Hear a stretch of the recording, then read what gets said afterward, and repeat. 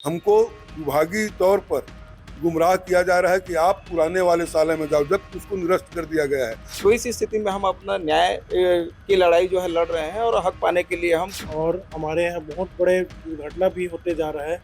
बहुत शिक्षक साथी के जो बच्चे हैं उनका इलाज नहीं हो पा रहा है। हमारे सरकार जो है हमारे भावना के ऊपर खेल रही है। छत्तीसगढ़ में 3 दिसंबर को सरकार का फैसला हो जाएगा। नई पारी कौन सी सरकार खेलेगी, ये इसका जो है वो खुलासा होने वाला है जब जैसे मतगणना होगा। लेकिन इससे पहले जो पुरानी समस्याएं हैं वो जस की तस बनी हुई है। हमारे साथ ये जो लोग हैं वो शिक्षक हैं जिन्होंने पदोन्नति के बाद जो है मामला कोर्ट तक ले गया और अपने हक के लिए संघर्ष कर रहे हैं। यहाँ शिक्षा विभाग में कई तरह की अव्यवस्थाएं हैं जिनका खामियाजा इन लोगों को भुगतना पड़ता है और कोर्ट के फैसले के बावजूद जब उसे गलत तरीके से जो है या फिर अपने मनमाने ढंग से जो है प्रिस्क्राइब किया जाता है या प्रभाषित किया जाता है तो परेशानी बढ़ जाती है। आपसे जानना चाहेंगे, पहले अपना परिचय दे दें और बताएं कि आप लोग कौन हैं और क्या करने जा रहे हैं। मैं दीपक कुमार कश्यप, जो कि हम सहायक शिक्षक थे पहले, और हमारा प्रमोशन पदोन्नति बाद हम लोगों को पोस्टिंग किया गया था, जो कि बहुत दूर दराज में 100 किलोमीटर 150 किलोमीटर में हम लोगों को पदोन्नति दिया गया था। और रिक्त पद होते हुए भी, हमारे आसपास में रिक्त पद होते हुए भी उस जगह को छिपाकर हम लोगों को दूर भेजा गया। और हमने अभ्यावेदन के द्वारा जेडी बिलासपुर संभाग के आयुक्त को हमने अभ्यावेदन दिया और संशोधन उस पर विचार उपरांत हम लोगों को नज़दीक स्कूल में दिया गया। 3 महीने तक हमने वहाँ ज्वाइन करके अपना कार्य किया। उसके उपरांत पेमेंट भी हमने 3 महीने तक लिया वहाँ से। उसके बाद सडनली शासन के द्वारा निरस्त करते हुए उस आदेश को हम लोगों को काउंसलिंग शाला में भेजा गया। अब इस पूरे मामले को लेकर कोर्ट फिर से जाने वाले हैं। एक बार कोर्ट ने ऑलरेडी जो है आपके हक में तकरीबन जो फैसला दिया हुआ है। हाँ, हमारे पक्ष में पूरा निर्णय आ चुका है।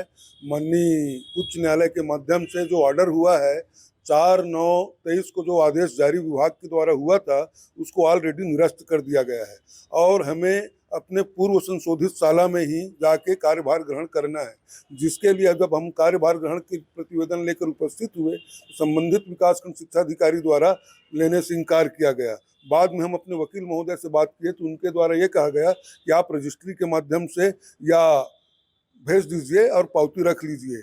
और पेमेंट के बारे में बात की तो वो भी बोले कि पेमेंट भी उसको उसी तारीख से बनाना पड़ेगा, ये हमारे वकील महोदय का कहना है।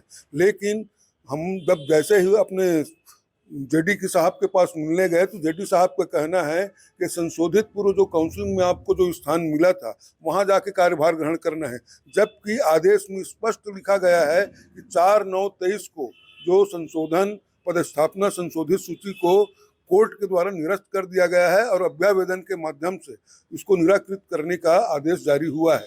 फिर भी हमको विभागीय तौर पर गुमराह किया जा रहा है कि आप पुराने वाले साले में जाओ, जबकि उसको निरस्त कर दिया गया है, जबकि शासन का स्पष्ट निर्देश है कि माननीय उच्च न्यायालय के आदेश के अनुरूप कार्यवाही करें करके। जी, जब शासन का निर्देश है, क्या लग रहा है कि आप कोर्ट ऑफ कंटेम्प्ट के लिए जाएंगे क्या? जी, यदि हमको न्याय नहीं मिलती तो उस कंडीशन में जो है संबंधित जो भी अधिकारी होंगे उनके नाम से कंटेम्प्ट ऑफ कोर्ट लगाएंगे, क्योंकि कहीं न कहीं उच्च न्यायालय के द्वारा जो है हमारे हित में जो है हमारे फेवर में जो है फैसला दिया गया है, उसको सारे विषय को जानते हुए संबंधित विभाग के अधिकारियों के द्वारा जो है गुमराह किया जा रहा है। तो इस स्थिति में हम अपना न्याय की लड़ाई जो है लड़ रहे हैं और हक पाने के लिए हम कंटेम्प्ट ऑफ कोर्ट का सहारा 100% कोर्ट कचहरी का जो खर्चा है काफी ज्यादा हो जाता है। शिक्षक लोगों के पास ज्यादा पैसे उतने पैसे होते नहीं है कि बार बार वकीलों की मोटी फीस पटा दें, कोर्ट कचहरी करें। कैसे मैनेज करते हैं? हम लोग जो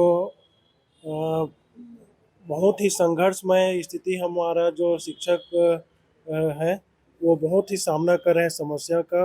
और हमारे यहाँ बहुत बड़े दुर्घटना भी होते जा रहा है। बहुत शिक्षक साथी के जो बच्चे हैं उनका इलाज नहीं हो पा रहा है। दिवाली जो बनी थी वो भी एकदम नहीं के बराबर था और हमारे सरकार जो है हमारे भावना के ऊपर खेल रही है। हम शिक्षक बहुत निकृष्ट नज़र से देखा जा रहा है।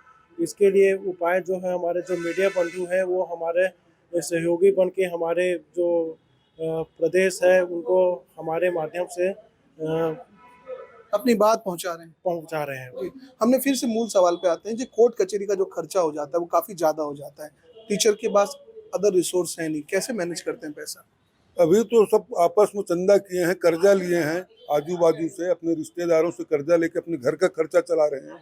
और न्याय पाने के लिए कोर्ट में जो भी फीस निर्धारित होता है सब समूह में अपनी अपनी व्यवस्था कहीं न कहीं से कर रहे हैं। एक बंदे पे कितना ओवरलोड पड़ जाता है, क्योंकि वकील जो है वो मोटी फीस ले लेता है और उसमें खर्चे तो होते हैं। आप अनुमान लगा सकते हैं सर, मोटी रकम जो वकील के लिए लगता है, और EMI का जो हर महीने का 3 तारीख को, किसी को 10 तारीख को, किसी को 15 तारीख को पटाना है, 3-3 महीने से केवल कर्ज लेकर, कोई ब्याज से लेकर, कोई कहीं से लेकर उस EMI का भरपाई कर रहे हैं। और सोचिए कि आज हम लोग दीपावली कैसे मनाए होंगे, क्योंकि 3 महीने का EMI कैसे पटाएं, या फिर हम लोग दिवाली मनाएं। तो इस बार का दिवाली तो हमारे लिए सुखदमय नहीं रहा, और हम न्यायपालिका से हम लोग यही उम्मीद लगाए बैठे हैं कि हमको न्याय मिल जाए।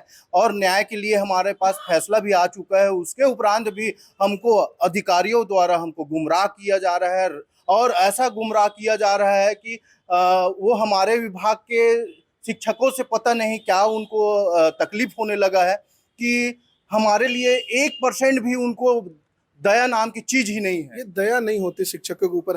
आपने सुना कि किस तरह से शिक्षकों को एक ही दृष्टि से देखा जा रहा है। जो देश का भविष्य बनाता है उसके साथ इस तरह की स्थिति क्यों बनी?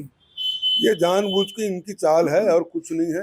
हमको कोर्ट से न्याय मिल चुका है, हमको भले ही थोड़ा समय लगेगा, हमको हमारे पक्ष में न्याय आ चुका है। देर सवेर इनको कार्यभार ग्रहण कराना ही पड़ेगा। जी, ये देखा हमने कि इन सर्कमस्टेंसेस में जब परिस्थितियां ऐसी बन रही है तो शिक्षकों को कई तरह की और समस्याएं सामना करना पड़ रहा है। अब जब सरकार आने वाली है, नई हो सकती है कि 3 तारीख को नई सरकार आ जाए, क्या संभावनाएं समझ में आती हैं कि नए सिरे से संघर्ष शुरू करना पड़ेगा क्या? हाँ, अपने जो भी समस्या है उसको जो है सरकार किसी की भी बने, हम पूरी संवेदनशीलता के साथ हम उम्मीद करेंगे कि आने वाला जो भी सरकार है हमारे जो है हित को ध्यान में रखते हुए जो है संबंधित शाला में जो है ज्वाइनिंग भी देंगे, और जो भी लंबित वेतन है उसका शीघ्र जो है जो मौजूदा सरकार है उन्होंने तो इस तरह की चीजें रोड़ा जो है लटका के रखा हुआ है। अब क्या सरकार बदल भी सकती है क्या? अभी के परिस्थिति में अपन जो है 50-50 का जो है अनुमान लगा पा रहे हैं। ऐसी स्थिति में आपका संघर्ष बढ़ जाएगा। बिल्कुल, आने वाले समय में संघर्ष तो जो है जारी रहेगा। इससे तो ये ज्यादा नुकसान हो रहा है।